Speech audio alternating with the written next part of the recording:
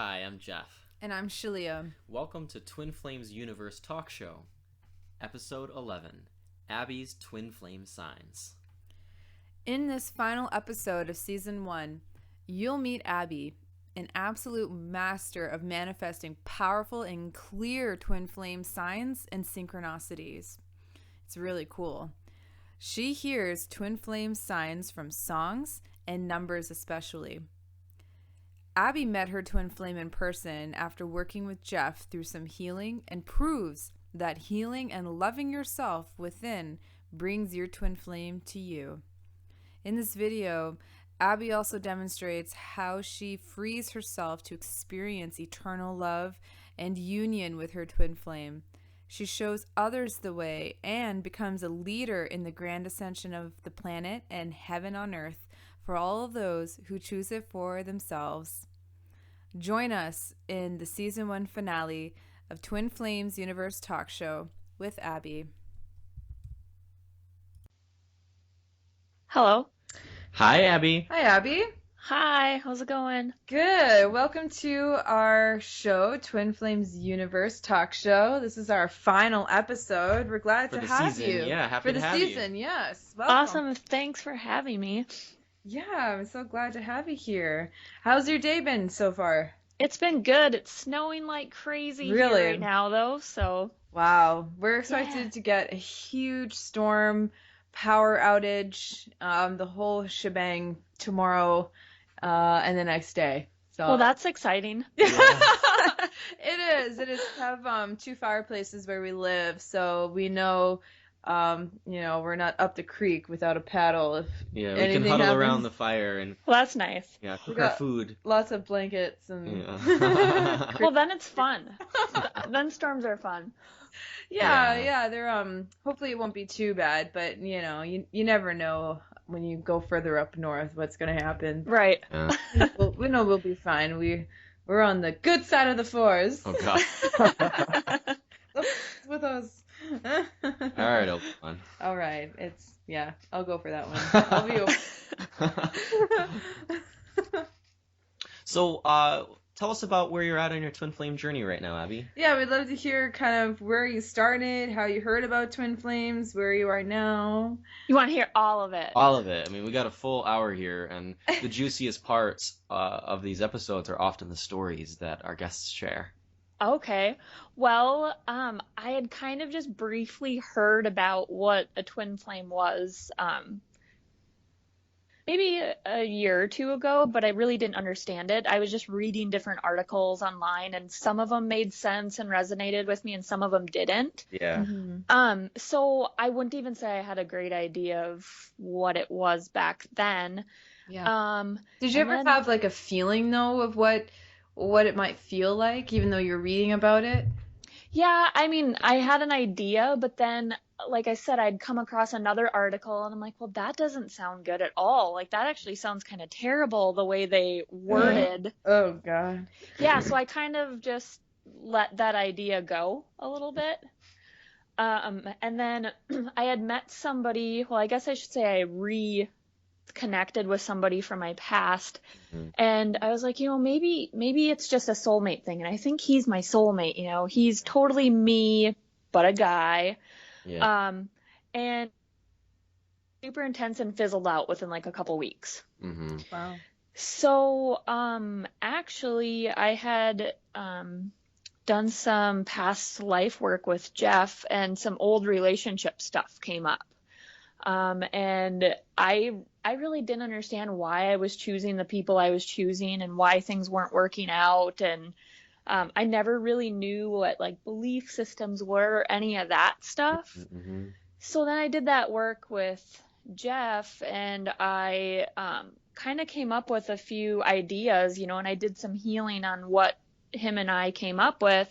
And then it was interesting, about a few days later, I had met this guy that I had been just chatting with over the phone in person, and I didn't really know what it was, but the second I looked at him, I knew it was something. And I couldn't explain it him and I just kept looking at each other and saying, this is something. Hmm. This is something. Like, we had no idea what. Like, this is significant. This is something. Nice. It's really nice when it's mutual too. Like when you both acknowledge like there's something here. Like that's kind of deeper. Mhm. Right. And he's very, because of his job and his life that he's had, he's been very guarded. Mhm. And so part of him was kind of like, well, I don't have emotions and I don't whatever. But this is something. Oh really? I'm like, okay. And then finally, like, he kissed me, and that was like, seriously, it changed everything. Like, Wow. I remember kissing him, and I put my hands like around his body, and I'm like, oh my God, I love you. And then I'm like, wait, like, what? I've only known you for a few hours. Like, how is that even possible? Oh yeah. Wow.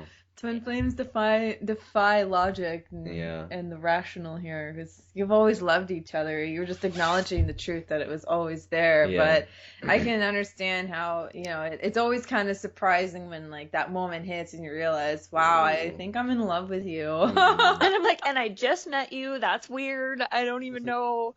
But it was crazy. And then like after this kiss was like 45 minutes long. Nice. Like, Wow. yeah. Congrats. And Okay.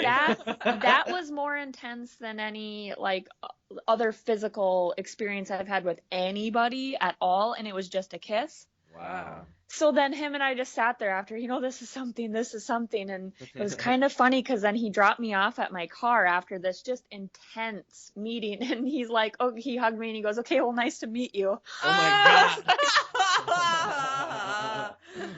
Wow. What do you say to that? You're like, yes, it was a nice meeting. Yeah. Shall we again sometime, or? Yeah, it was really strange to me, but so I guess like after that we started talking a little bit more and seeing each other more, and then he sent me a message and he said, I don't know if this changes anything for you, but I'm going to be leaving for a while because of his job, like for several months. Mhm. And I told him that doesn't change anything for me. And he goes, okay, good. And then it was kind of funny because then last night we spent together, I guess physically, he kind of tried to, tell me like, okay, you shouldn't waste your time on me. Mhm. I'm going to be gone, so don't waste your time. But this is something. Like, Yeah. it is something, and we talked a lot about everything, and then at the end we agreed, okay, we're just going to do this. Like, you're going to be gone, I'm going to be here, that's fine, we'll do this. And You mean you do long distance, or? yeah. Okay. Yep. So that was kind of the plan, and then when he was gone, that's when I started to realize everything. Mhm. Like, that's when it started coming together. Huh. Like what this was, or Like what you mean something you're was. realizing it was possibly a twin flame union. Yeah, like twin flame, yeah. I thought it had to be way more, because all of a sudden, like, I'm being challenged on like every level. Like, I mean, him and I talked every day, and then I went a week without hearing from him, and I lost it. I was like, oh no, he's gonna leave, whatever. And then I just started working through everything, and I actually read your book, and I did the mirror exercises. Oh, nice. Good. Mhm. Yeah, so that really helped, and I noticed as I've been doing my work, he's doing the same thing in a different way. Yeah, good. See, this is proof of what we've been talking about in other episodes previous, that when you are working to change and heal yourself, it automatically changes and heals your twin flame, because you are one. You can't heal yourself and not have your twin flame healed, or else probably not twins. Exactly. That's that's the way it is. It's a fact. It's truth.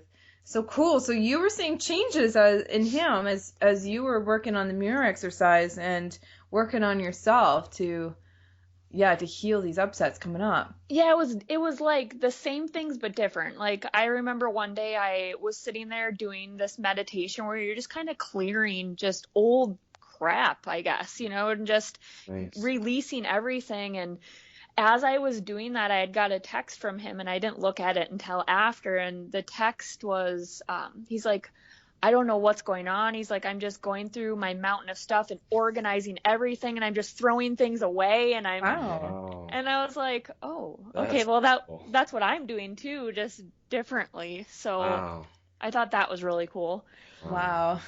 He's clearing out his reality as you're clearing out your inner reality too. Mhm. Right. You know, that's cool. Yeah. So I had a couple other crazy things happen too, in that um, I tend to, well, I was tending to go back to some old patterns in relationships. Yeah. And normally, as terrible as this sounds, I would kind of keep a few people on backup just in case it didn't work out. Don't worry, we've all been there. So Until we realize it doesn't actually serve us anymore. Yeah. Then it's like, Exactly. just let that go. well, I hadn't heard from him for a month. Who? Wow. Oh, your twin flame? Yeah, like Oh, okay. 1 month, and I wasn't like obsessively contacting him, maybe once every week or two, just Still, a you know, to month say is hi. That's a fine. long time. Yeah, so a whole month, and normally I would just be like, okay, like, you know, and go find somebody else, and I kind of did that in a way. I invited somebody to come over and just to watch a movie, and I felt so guilty when he was here watching a movie with me that I go, I need to tell you something. And he goes, what? And I'm like, I'm totally in love with somebody, and he hasn't even talked to me for a month, so I don't know why I'm telling you. I'm like, but I need to be honest, and I really love him, and even if he's gone, you know, and the guy was like, you know what, thanks for being honest. And then the next morning, my guy texts me, and then he adds me on Facebook too. Like, he reached out like right after that. Oh.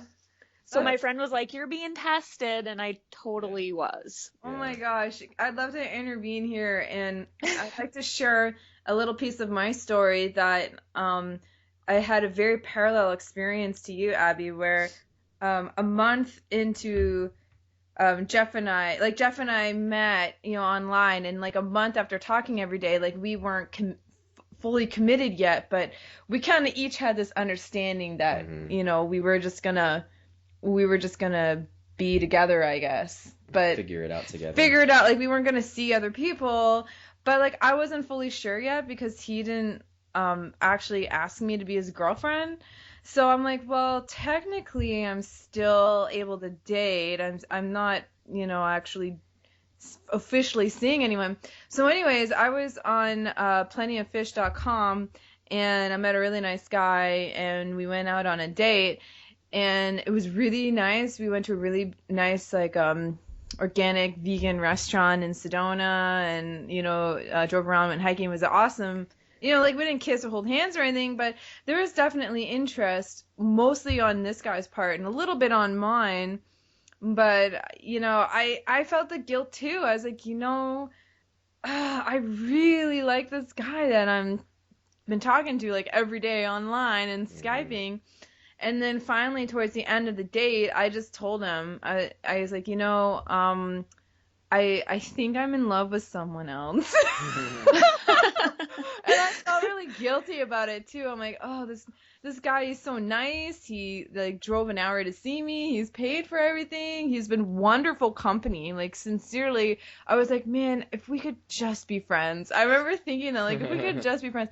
But I know like 99% of those circumstances it doesn't work. It's really difficult for a man to be friends with a woman that he kind of likes her, and even from male female friends, it's been rare in my experience that they don't have a thing for you or vice versa. And anyway, so I ended up saying, you know, if you want to hang out sometime, we can, but I'm kind of seeing this guy online and I haven't met him yet, so like I don't actually know like if I want to be with him, but just so you're aware of my situation. Yeah. And then that night, of course, Jeff and I were talking, and I wasn't going to tell him about the date because I made the decision in my heart not to go out on dates anymore, without kind of like letting him know about it.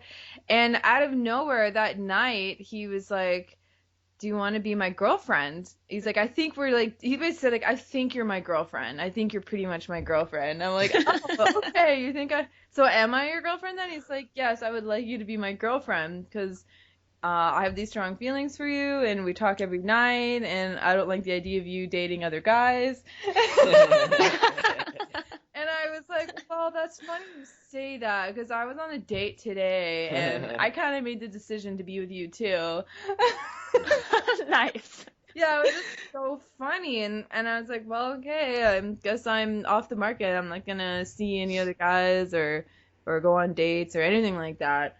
And but like once again, I just feel like there's like this twin flame telepathy that occurred in both of our stories where we realized we were at a crossroads, a fork in the road where we could go one way to not be with our twin flame or go away to the other way toward our twin flame. And it seemed like we were both making that same decision to be together as we were presented with the choice. Yeah, that's awesome. Mm-hmm.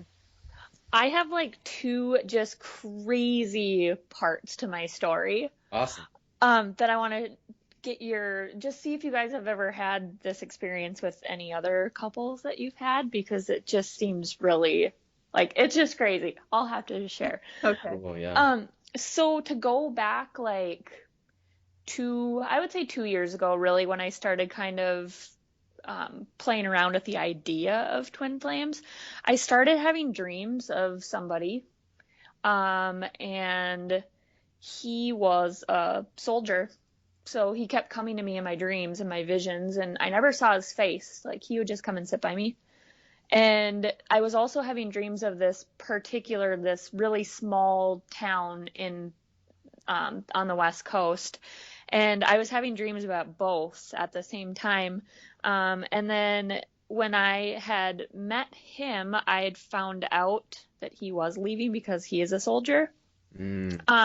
So I had brought that up to him, and I wasn't really sure what he would think, because like sometimes you can scare people off with some of your spiritual stuff. Yeah. So I didn't want to be all weird about it and be like, hey, I might have been dreaming of you this whole time, and I might have been dreaming of this place. And I decided to just share with him. And he was like, well, do you think it's me? And I go, well, I don't know. And he goes, well, I think it's me. And I'm like, well, okay, cool. And so then I told him about this place I had been dreaming of too. And I'm like, I know it's weird. And he goes, I don't think any of this is weird. He's like, I think it's really cool. He goes, and I think you should go to that place. Cool. And I was like, okay. And, the time came and went that he left, and he told me he had to leave and had a trip coming up. Well, that week that I went without talking to him, he ended up being in that exact same small town on the West Coast that I was dreaming of. Wow. He just didn't tell me that's where he was going. But I had described exactly how it looked, and with confirmation of a friend that lives in the area, like, it really was an existing place that I was dreaming of. And he ended up there and told me, like, it's exactly how you described it. Like, I love this place. And it was just crazy that the dreams kind of merged together like that. Wow. Yeah. So the other part was when he introduced himself to me. I knew his last name, but he had introduced himself to me by a nickname, but I knew his last name. And I was like, well, this is weird. His last name is the same as the guy before him's last name that I thought was like a soulmate or something significant. So I was like, weird, they have the same last name.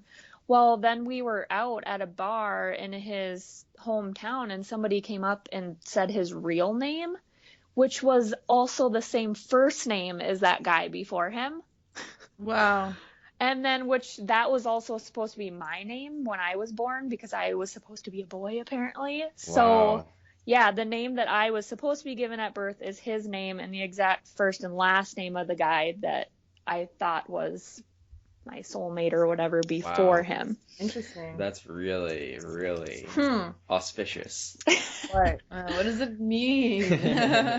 Have you ran into that before? Well, Abby, like your signs are so like blatantly clear. Like a big flashing neon light. Yeah, like someone's got the big like lighthouse. This is this. This is what's happening. Should be this obvious. Yet I still didn't listen in the beginning. And I suppose that's the reason why your signs are so blatantly friggin' clear. Yeah. Is because part of you is like, look, if I want this to happen, it better be stupendously clear and obvious. Right. I think that your signs are appropriate for you. And your signs are extraordinary, and it's really cool to hear your signs. No, I haven't heard anyone before whose signs are that ridiculous. I mean, other than Shaleia, do you want to talk about the dream that someone posted on our YouTube? Or no, not the dream, the sign someone just talked about. Oh, how I posted this on my Facebook. It was just so cool how she was being tested on her faith about this spiritual career that she desires to pursue, and she was saying how she wished that she got a sign when you're in a time where faith is required. No, she said she wished she could have some like real concrete proof. Real concrete proof, thank you. Yeah. That was it. And then she walks outside and there's a sticker on the stairs that says proof. And she just started laughing. She's like, wow, the universe had her. Yeah. But all she had to do was ask for a sign, and she got it. Mm-hmm. And you can ask for, you can ask for it to be as obvious as you want. Mm-hmm. Like, Yeah. I wish I could have some real solid proof. A little bit later, walks out, there's a sticker that says proof on the stairs. Yeah, That's Oh. awesome. I laughed. See, because I always get signs with, like, for me, music is a big thing. So I'll always get it through music. And then For sure. angel cards, too. Like, I pull a lot of cards. Yeah. And it has been so clear to me through music and through cards, like, where if I need something, I will, like, the song will play, like, right after it. And I was Wow. still ignoring it. Oh, I think it's because it was scary. It's like, this is intense. Like, Oh. and I've always protected my heart before because of past things, which I'm getting away from now and I'm trusting now. And, Yeah. yeah. but in the beginning it was scary. And it's like this, like, how can I even feel like this? And how could it grow from here even? Yeah. Mhm. That's amazing. I notice, even in my journey, how our greatest wishes are often our greatest fears. Mm-hmm. And they seem so contradictory, but it's so true when, for instance, like the man of our dreams is knocking on our door. What are we going to do? All this fear comes up, or our dream job approaches us and we're like, we have to work through a lot of these old blocks that come up and these old feelings that are presenting themselves to be healed so that we can move toward what we do wish and desire, because it's right there. Right. I had that with Jeff all for quite some time. I remember, like, just before he physically went to see me in Sedona, we got in like a huge fight. And I was so sad. I'm like, this is such a shitty way to like meet each other, having like this epic fight on Skype. Like the day I was supposed to leave. The day he to was meet supposed her, to leave, I don't want you to come. She's like, basically like, it'd be such a shame if we never met. And she looks at me on Skype, and I'm like, woman, I'm coming. I don't care what you do. I have my plane ticket, my crap's packed. I'm gonna show up. We're gonna figure this one out. I'm coming over tomorrow. We'll see you tomorrow. And then I went and got her a little gift, and then showed up. Yeah, it helped. I was just really scared. Like, that was all. That's what it came down to. Was like, I was afraid that he was going to show up, and this whole romance, this whole relationship we had online was a sham. Like, it wasn't actually real. So that was one of the things that I was working through. And then, of course, the second I saw him, I was like, oh my gosh, what the hell was I like afraid of? Like, everything everything that I wanted and more. Yeah, she was a total babe when I showed up. Like, she's gorgeous on Skype, and I'm like, oh, she's really attractive.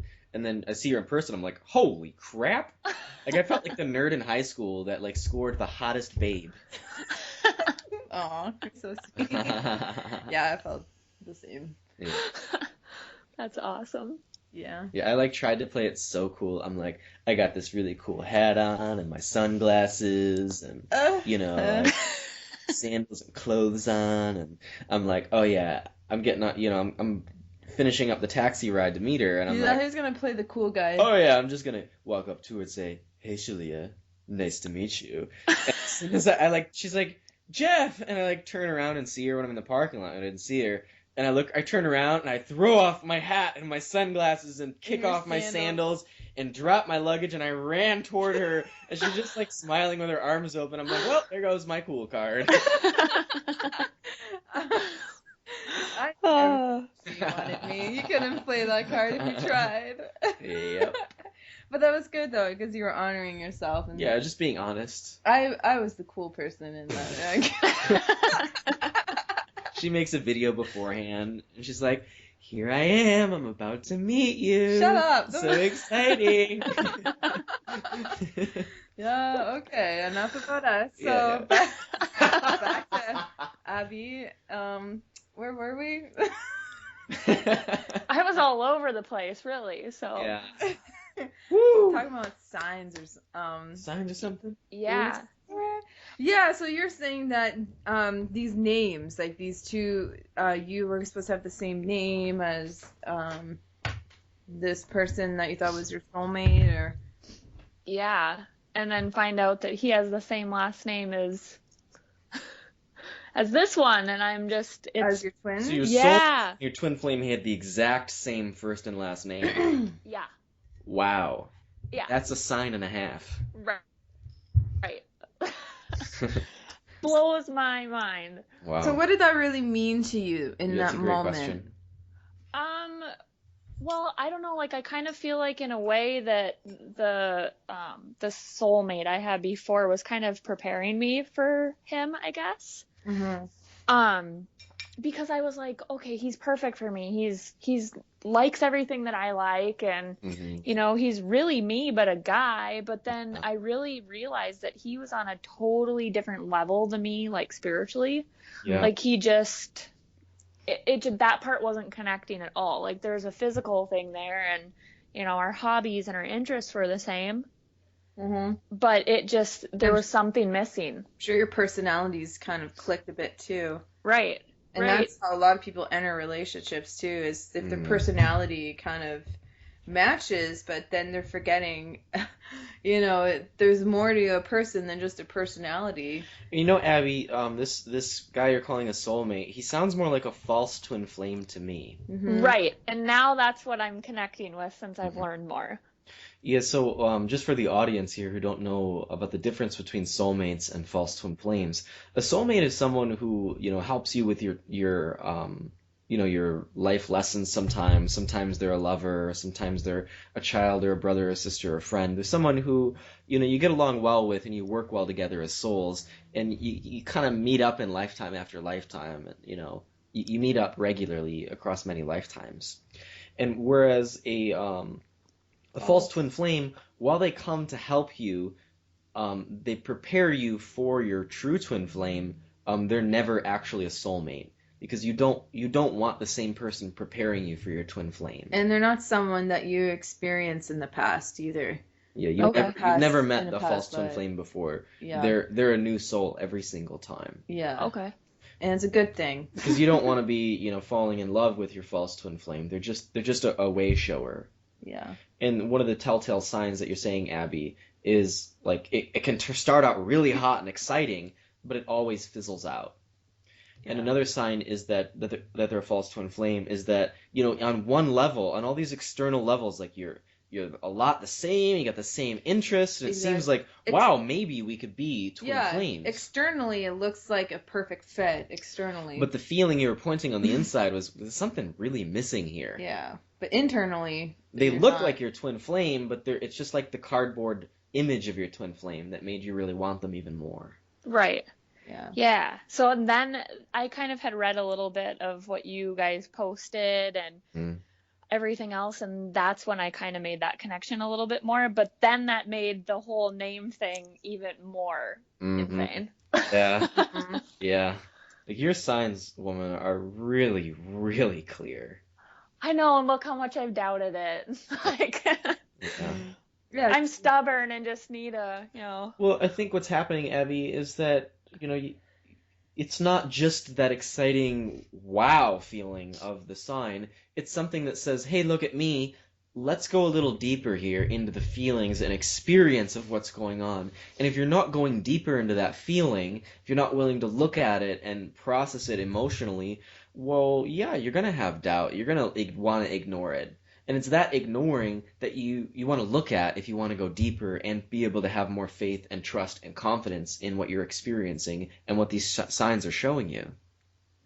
Yeah, and one thing I noticed too, like, that it's definitely dug up a lot of really deep stuff for me. I mean, I was doing meditations where some like inner child stuff was coming up, and I mean, really digging things up from, things that I thought were possibly abandonment issues or things like that from when I was 2, 3 years old that I was healing, and it was just digging up more and more and more.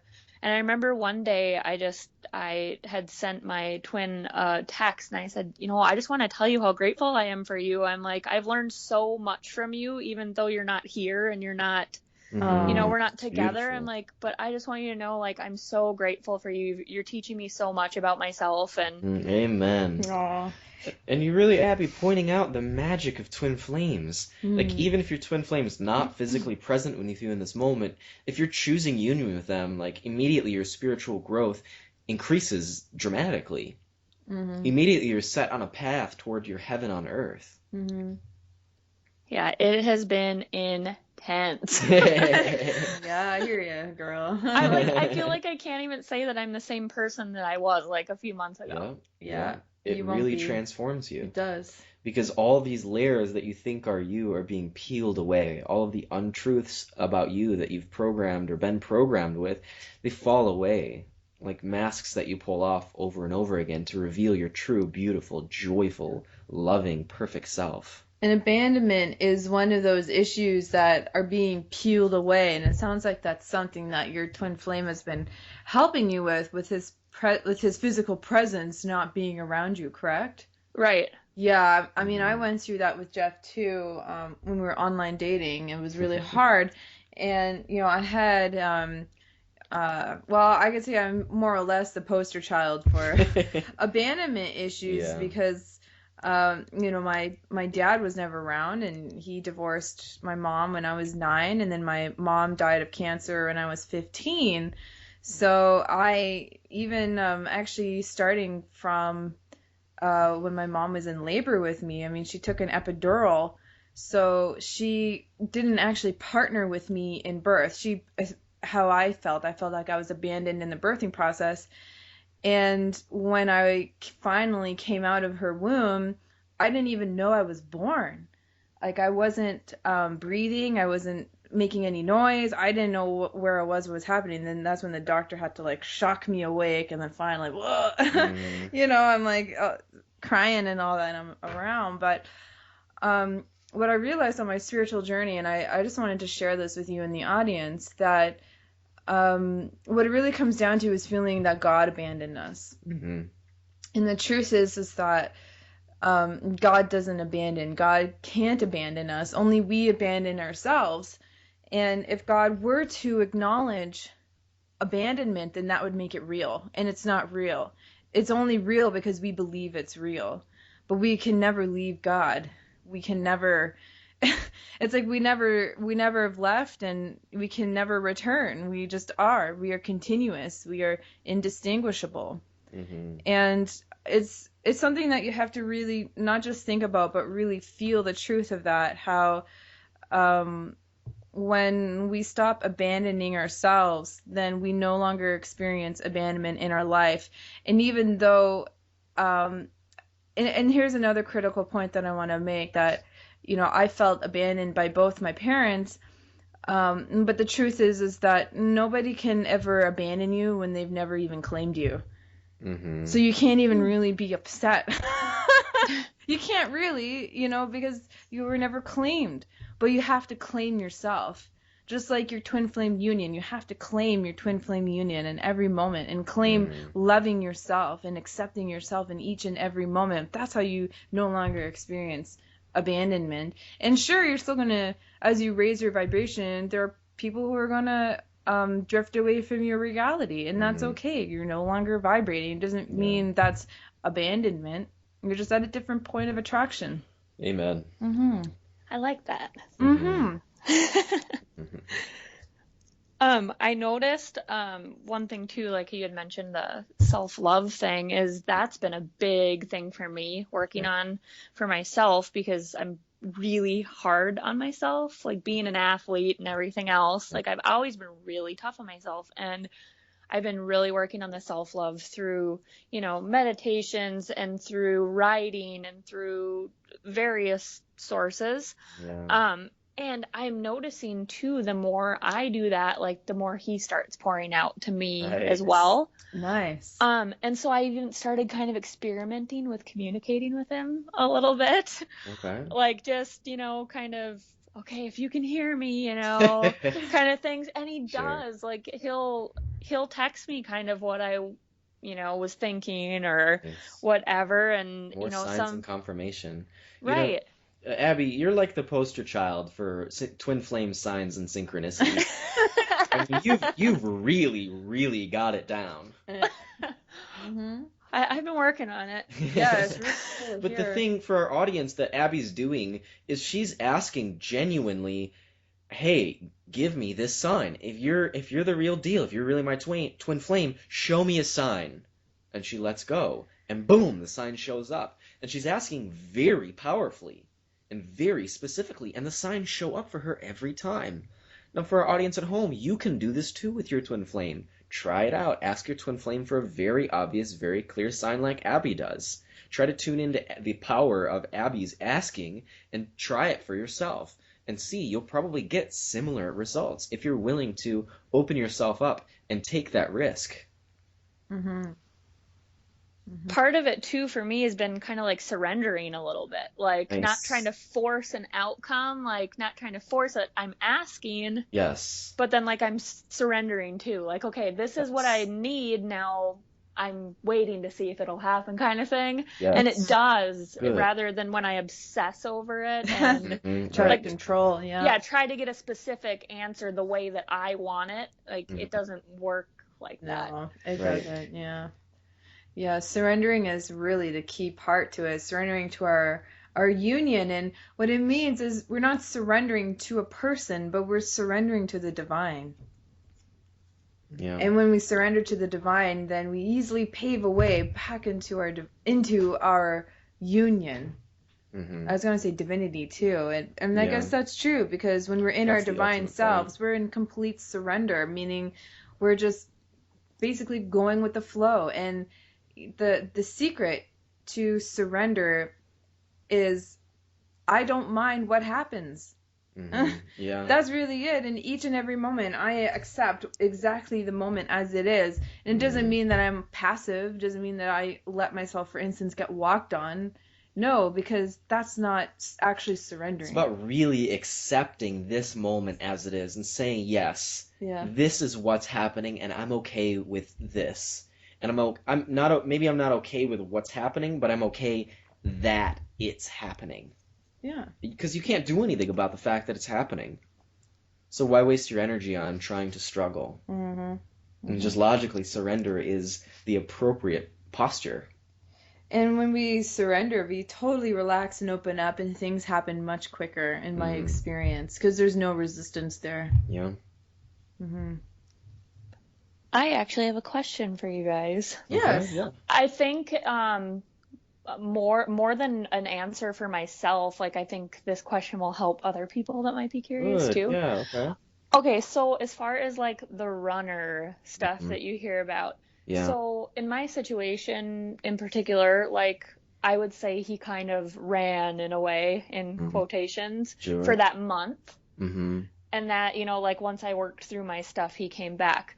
Yes. But then the other idea that I had was, okay, he's gone now. We're still in communication, but physically he's not here. Yes. So could that be, I guess termed as that running phase in a way? Because when you read stuff, it sounds like a terrible, terrible thing. Yeah, it's just not. yeah. So, what's happening, Abby, and you can, if it's exacerbated, you can call it the runner-chaser dynamic. Ultimately, it's all the same thing. It's how close do you choose to be with your twin flame.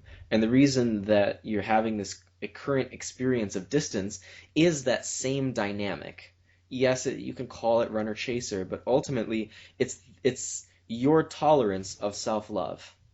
Mm-hmm. How much are you willing to love yourself? Well, if it's really scary for you to love yourself, well, you're going to experience on the outside, in your external reality, physical distance between you and your twin flame. I mean, that's why Shaleia and I had 4 months of online dating. Yeah. Because that level of self-love was a little scary for us. Yeah, and we had to work our way into it. We couldn't handle it all at once with each other. It had to be incremental. And you're in control of this, Abby. Like, you're playing this out as a result of how comfortable it is to have distance with your twin flame and how comfortable it is to love or not love yourself.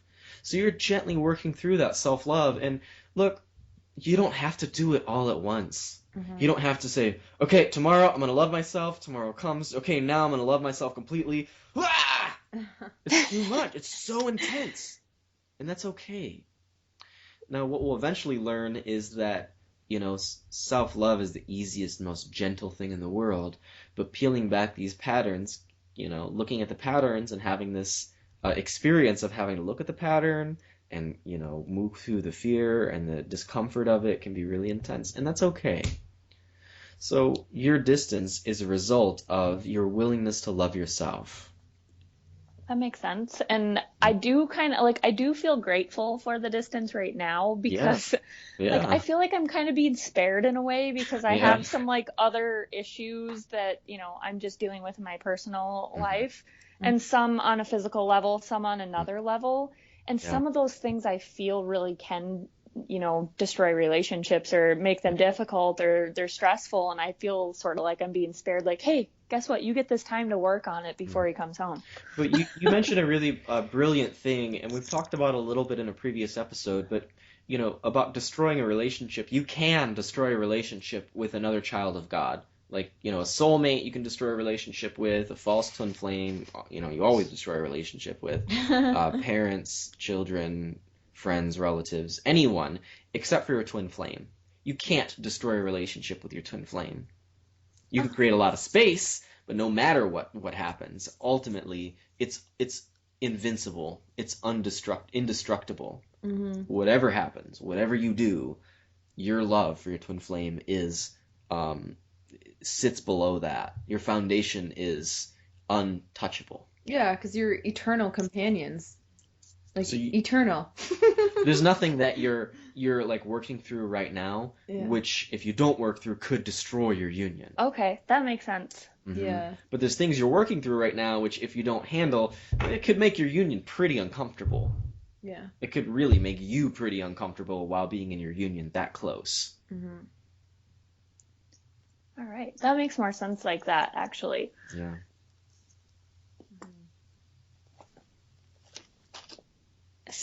I don't know if I have any more questions. I wrote a bunch down to ask you. Yeah, I think I covered a lot of them. Good. Yeah, it's okay to just take a moment, because that was a big deal, to just breathe through that, to wow, I can't destroy my twin flame union. It's a relationship that never ends. It's mind-blowing. Every day, something else happens, and I'm like, whoa, whoa. That's what happens when you choose your twin flame union. Because the other part of choosing your twin flame union is you're choosing your own heaven on earth. We have all this mythology in culture right now about fairy tales, about finding your ultimate lover. The prince and the princess meet, and before the prince was distraught, and he didn't have a queen for his kingdom, and the princess was in her kingdom, and she was distraught because she didn't feel like she fit into her kingdom. Little Mermaid. And the princess doesn't feel like she belongs, and she goes through this whole process of, choosing a place of belonging, and suddenly she meets the prince, and there's this intense period and all these upsets, and finally she arrives with her prince, and they have, a whole new world in their kingdom. There's Aladdin right there. Disney nails all these mythologies of these fairy tales. Yeah. They nail the twin flame mythology on the head, Mm-hmm. where the twin flames are separate and they're not feeling totally in their kingdom, though they have these grand kingdoms usually. Then they meet, and there's this turmoil about meeting, and this turmoil before meeting, this turmoil after meeting, and finally, they're married.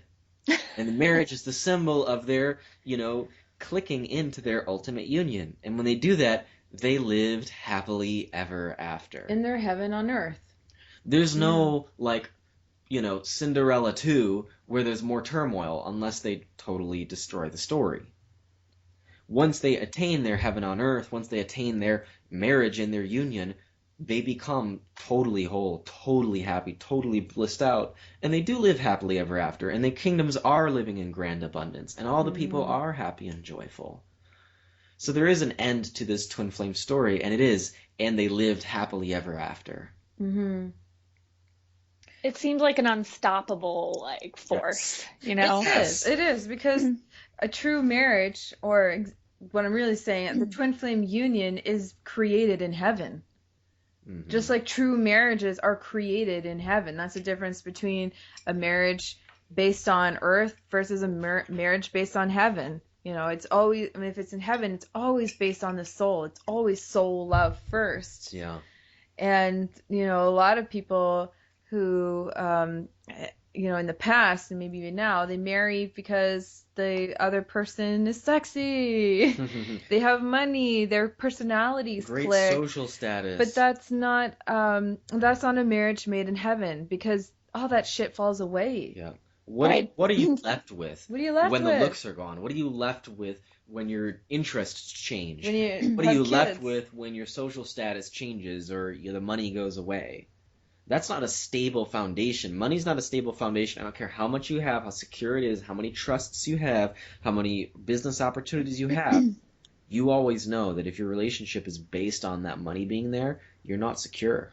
And I don't honestly believe that most people want to get married and then get divorced. Nobody wants that. I really don't. I Some people may have accepted that and expect that, but deep down in their core of their soul and their heart, they don't desire that. People want a partner for life, and they want a partner for life with their twin flame, because that's an eternal partnership. And Abby, you're talking about this unstoppable force of falling into your twin flame union. It's like a freight train that's going somewhere.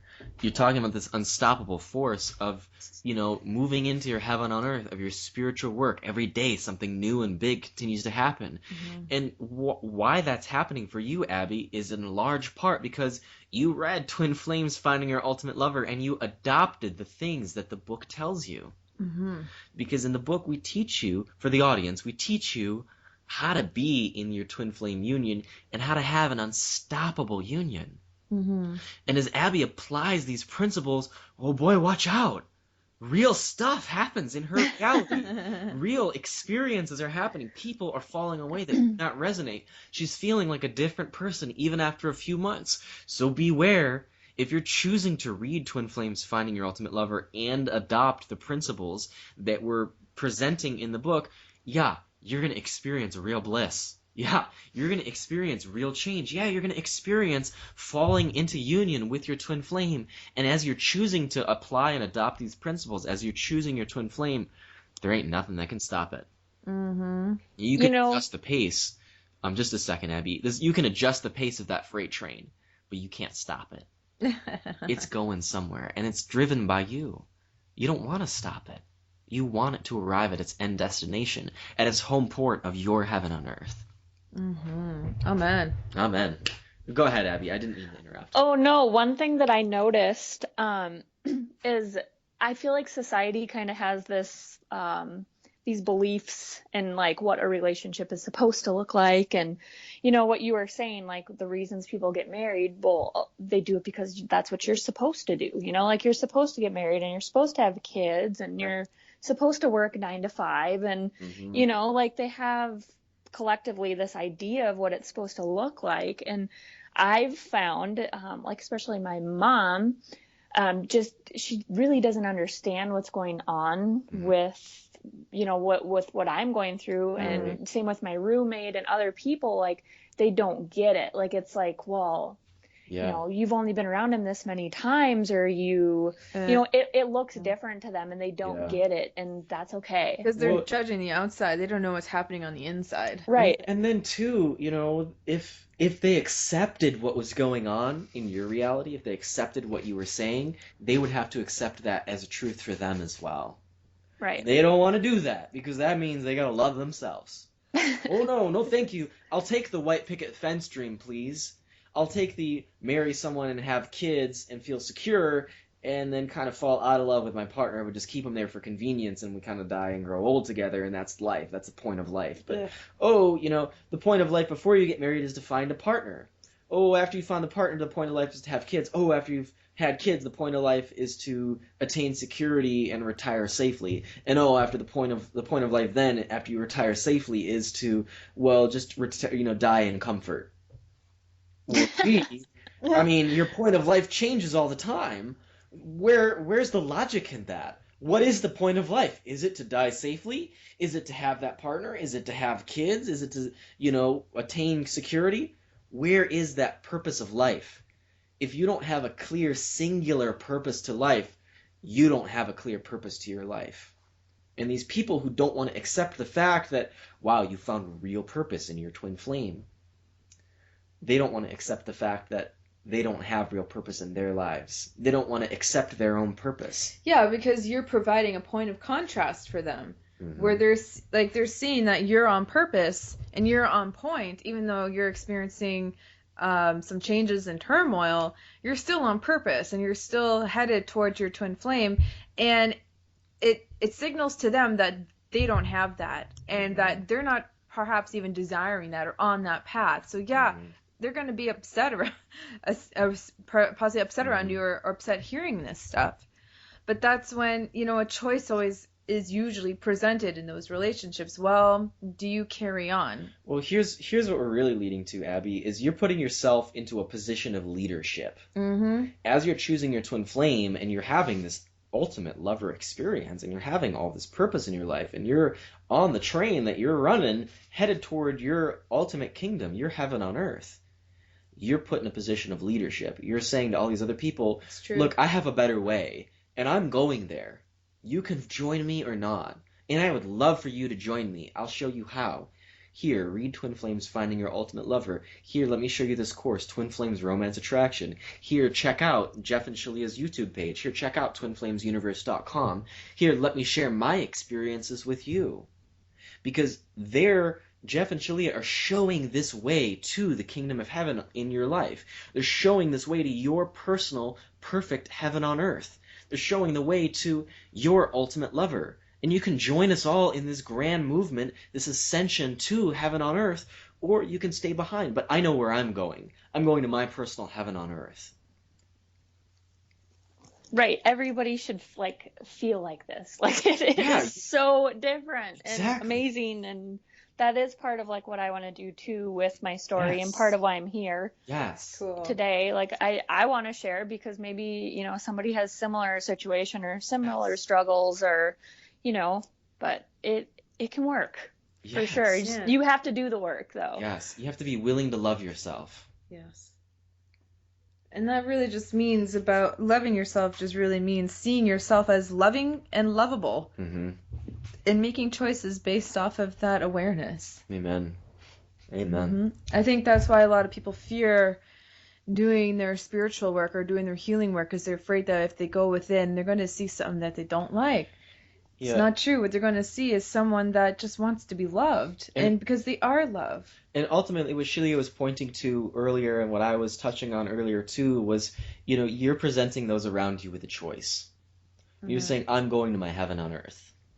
I choose my twin flame. I choose this there's a better way to live life than what society is telling us. There's a better way than, let me get a partner. Let us have kids. Let's get secure. Let's hurry up and die in comfort. Let's get the better job. Let's be afraid all the time. There's a better way than that.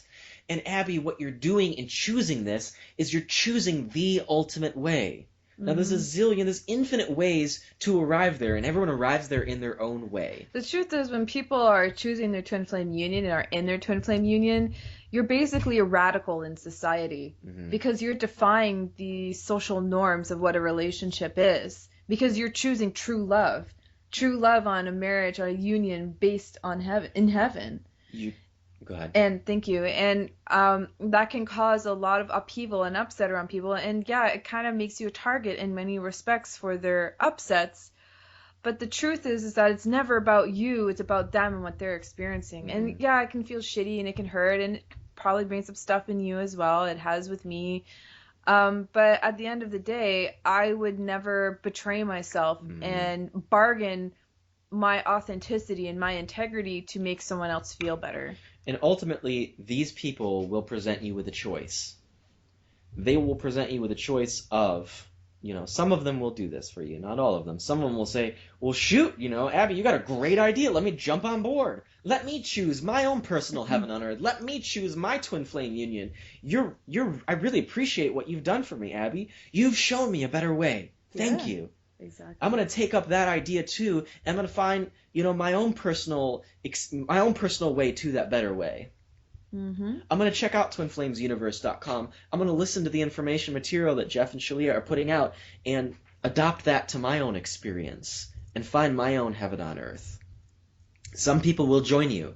Other people will give you a choice. They'll say, look, Abby, you're crazy. The real thing is, Abby, I'm crazy. I am a psychopath. And I need you to either be a psychopath like me or leave me behind. Yep. And the only choice, if you're choosing your heaven on earth, Abby, is choose your own personal heaven on earth, choose your twin flame, and leave those psychopaths behind. And it hurts, to think of that they're choosing that. But what hurts more is for you to choose that for yourself. Right. And the best thing you can do is say, no, darling child of God, beautiful child of God, perfect child of God, you are loved. You do not have to choose your psychopathic ways. You do not have to choose fear. You can choose love, and I'm going to show that to you. I love myself so much, and I love you, beloved brother or sister beloved brother or sister, beloved child of God. I love you so much. I won't feed into your fear. I won't feed into the fear that you're a psychopath. I won't feed into the lie that fear is real. Because I choose my truth. I choose love. I choose my heaven on earth. And you can choose that too. And here, I'm going to be that leader. I'm going to be that truth. I'm going to embody my truth. That we are all love. That we are all children of God who deserve their heaven on earth. I'm going to embody my truth. That I inherit my kingdom of God, which has everything I desire in it. By choosing love, by choosing to love myself, and by choosing to let you go until you will join me in your own personal truth. And that's the truth that sets us free. It really is. That's the truth that sets us free when we choose love in each and every moment. And that we are carving out a path for other people to have truth set them free as well. And that's the purpose of free will on this planet. Amen. Is to set us free. Amen. Amen. And it is a big responsibility choosing this path, but the fact is that when we are liberated in our own truth, we help liberate others as well to their own truth. Once you realize, but it's not our responsibility to make them see that or make that choice for them or control them. But the best way to do that for them is to release your own shackles and say, look, these shackles weren't real at all. And I'm going to begin stepping forth into my perfect kingdom. The perfect kingdom of love that I attract automatically as I love myself perfectly. And the beautiful things that happen between you and your twin flame when you enter that kingdom of heaven totally is amazing, because there's nothing more to heal anymore. You're all that energy that was focused into healing thoughts and feelings of separations and all the upsets that come from that in the twin flame union, that arises from the twin flame union, frees you to focus on what you are going to create together in your purpose. Like, you want to change the world. You want to make a real change. You are empowered to do so. Because right now, a movement is happening on Earth, a spiritual awakening is happening, where people realize that they're not bound by fear. No matter what control systems are on Earth right now, no matter how powerful they seem, you can topple them one person at a time by choosing your own freedom, by choosing your twin flame union and allowing yourself to move with that freight train. Because your twin flame union represents a very powerful beacon of light. Oh, it does. As you choose that, you follow your path to your own freedom. And as you choose your own freedom, you release the shackles. And as you release your shackles, you become a leader in this grand movement. You become a change maker. And you become a symbol of what it's like to experience real freedom and love and empowerment and happiness and joy and love. And be on the leading edge of consciousness. And as you do that, you're an example for those around you. Well, hey, Abby did it. She shook off her shackles. She stepped forth into her kingdom. Look what a beautiful life she's leading. Or even if you're not fully there, look, Abby did it. She chose her twin flame over someone else. And that's for me too. I can choose that too. Yeah. I can choose that little step. You don't have to choose the whole thing to become an example. Any little piece you choose makes you a wonderful, shining example of heaven on earth. And the more and more each of us make any small little choice on that powerful truth of love stays as an example, because love is infinitely more powerful than any amount of fear. Any single choice of love trumps all other choices of fear. Because it's a higher vibration than fear. So any little choice of love, of truth, of your own heaven on earth, trumps any fear. Any logic you use says, wow, this love choice is more powerful than this fear choice. It's better to be accepting of people than to discriminate. It's better to love others than to be afraid of them or hate them or to, be violent. Because we're buying into the illusion. It's not even real. As soon as you are willing to look at it, you can see the truth, and you live that example as the truth. So I want to applaud you, Abby, and I want to applaud everyone else out there who's living their truth and choosing love. And as you choose love, you become a leading example in this leading edge thought, in this ascension process. This beautiful process of the awakening is happening within each of us. And as each of us choose love and choose our twin flames, we arrive there naturally, and we all live in our own personal heaven on earth together. Yeah, we're all in the kingdom of heaven together. We all belong there. Yeah, we already are there. We That's never the truth. left it. That's the truth. It's just wiping away the web cobs of illusion that says we're not there. But the truth is the web cobs aren't even there. We're already in our kingdom.